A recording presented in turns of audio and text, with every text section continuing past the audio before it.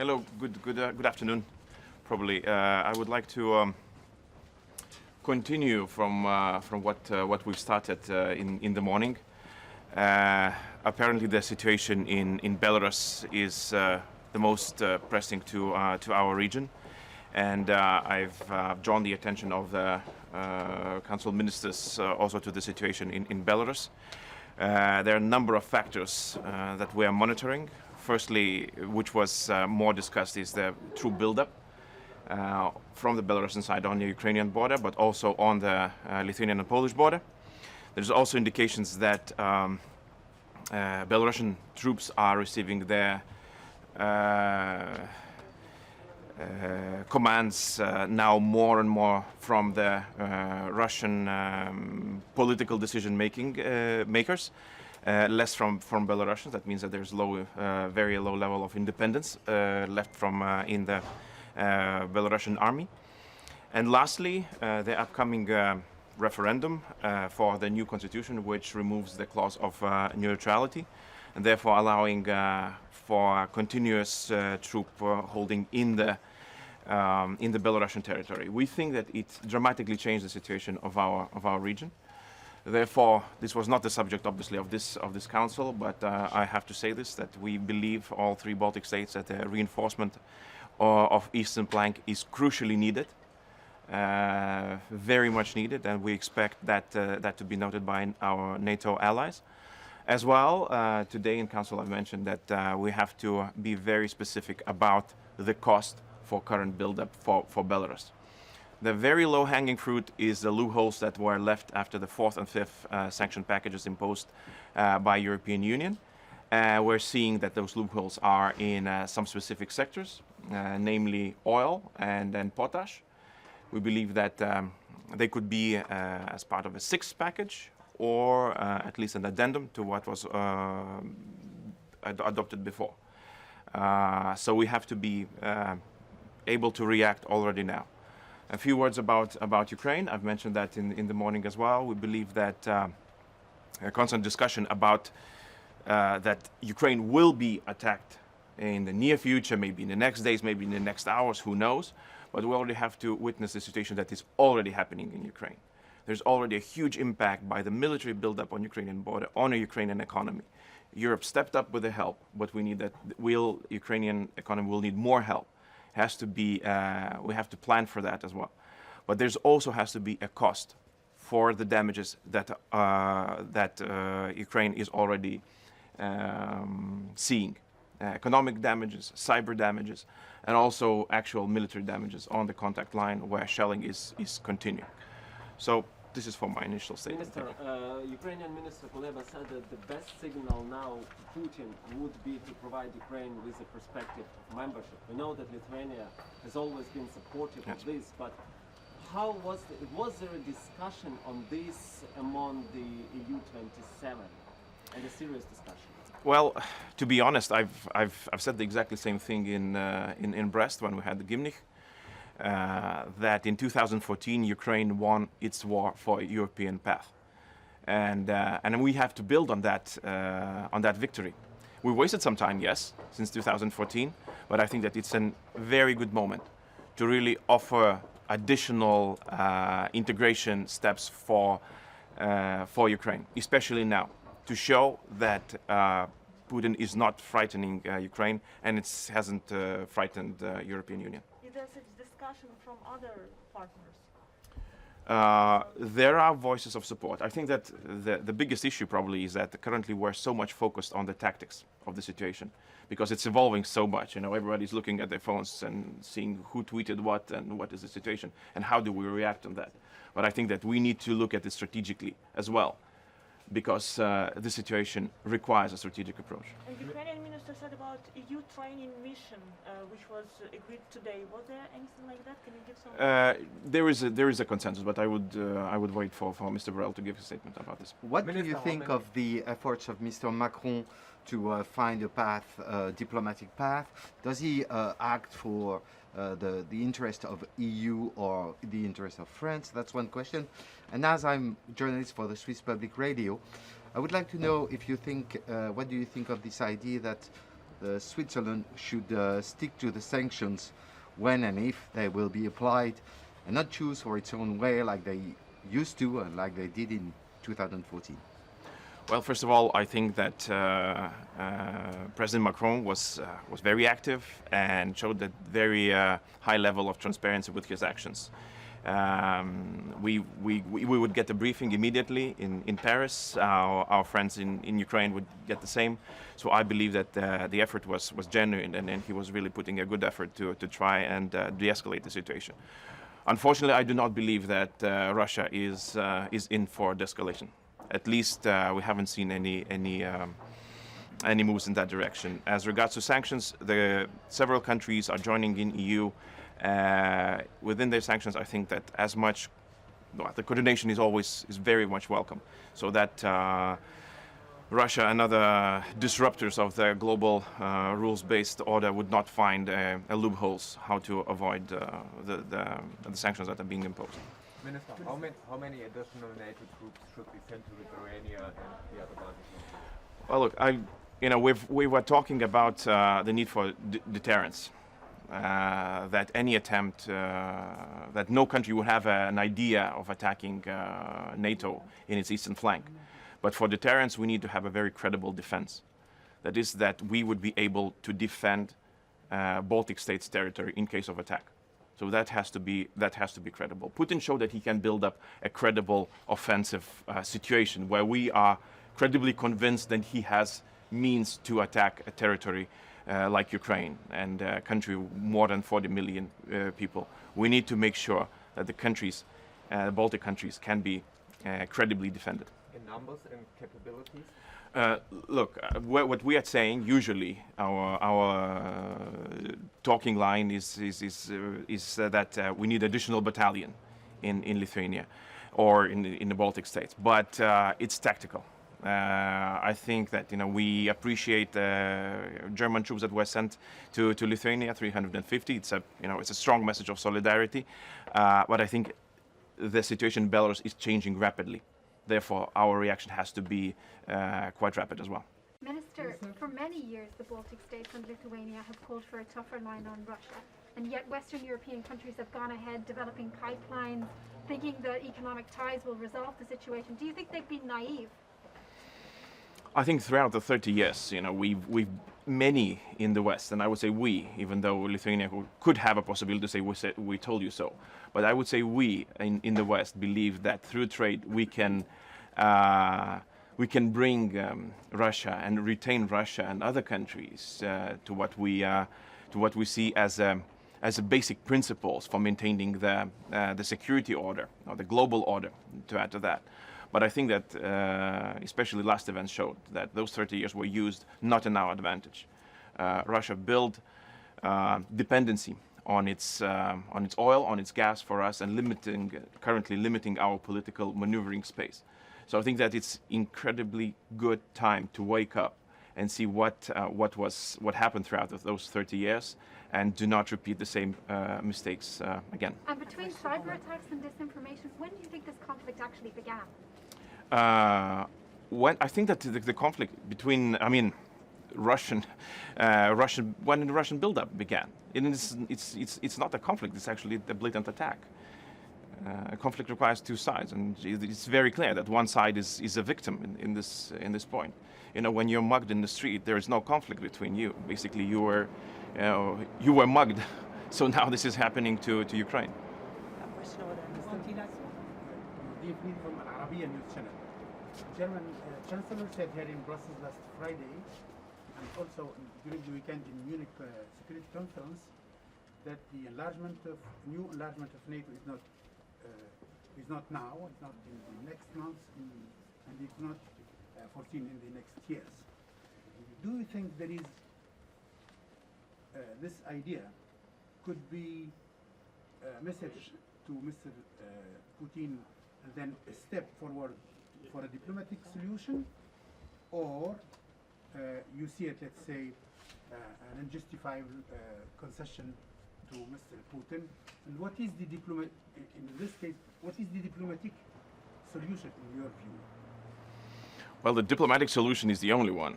that you do not rewrite the European security rules by power. If you are given this opportunity to rewrite them, then the question is very clear. So who's next then? Where the next build-up will happen? Because then you can expect that somebody would put up the troops on Lithuanian border and ask concessions again. So if you go that path, it's a very, very dangerous path. Therefore, the diplomatic path is the only one. Russia needs to take its troops and pull them out and stop the pressure on Ukraine. This is the only way to start any sorts of talks that would bring a diplomatic result. Now about the non-NATO expansion, we've had this conversation a number of times, and I think that the best reaction that we got was from Sweden and Finland, where people and governments were very clear about this, that the doors need to remain open, and the decision has to come from both sides, meaning that we have to, the people need to have this democratic choice to choose their security architecture the way they wish. Question on you. Yeah, Minister, when you went into the council this morning, you suggested there should be a ban on all energy extracted material. Could you please explain what exactly you have in mind? And in addition to that, the message from leaders last week was that the sanctions package is ready, finalized. Are you suggesting that it should be reopened to include further elements like this? Well, look, I'm just saying about Lithuanian government's position, which is very clear, that we do not have to have red lines when it comes to sanctions, because the level of escalation is not yet known. Therefore, it is two-sided. On one side, and I mentioned that in the council today, just if we wait for a very specific trigger, so Russia will do everything not to provide the trigger while doing everything else that it can in its instrumentarium. So we need to have a very broad set of instruments, the way we can, with the way we will send the message to Moscow, what is not acceptable and which will not be allowed to do. That means that my point is that nothing should be off the table. Nothing should be off the table, and this is the basic principle. But as you very well know, there has to be a consensus on sanctions in the council. Therefore, I'm just voicing my position. But do you fear that the current package is not strong enough? Well, it's not being declared yet, is it? No, I mean, but internally, yes. I mean, look, so far what we maintained is unity within the European Union, and it's incredibly important. And I think that there is a lot of understanding that we have to adapt to the situation on the ground. And this is also what Lithuania is advocating. I will ask in Lithuanian if the colleagues doesn't mind. Ministre, jūs jau kalbėjote apie Baltarusiją, norėt pabrėžti Baltarusijos kampą.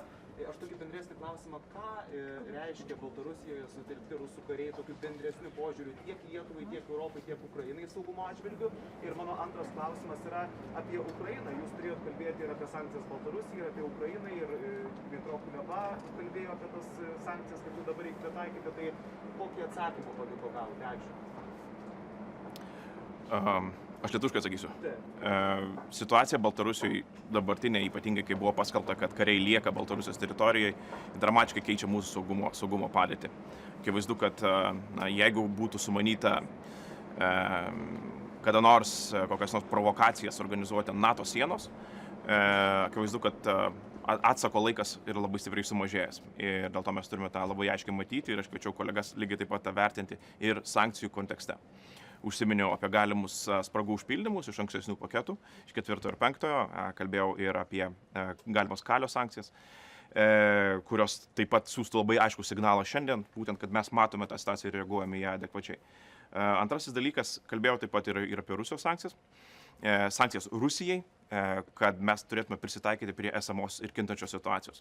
Nelaukti, kad prasidės visa invazija ir tik tuo met konkrečiai jau paskelbti sankcijas, bet mes šiandien turime aiškiai matyti, kad žala Ukrainai, ekonominė, kibernetinė erdvė ir netgi karinė erdvė jau yra pritaikyta. Dėl to atsakas, jau galim pradėti kalbėti ir apie atsaką Rusijai. O ar yra daugiau palaikančių tą jau dabar taikymą sankcijų? Aš kol kas kalbu tik apie savo poziciją.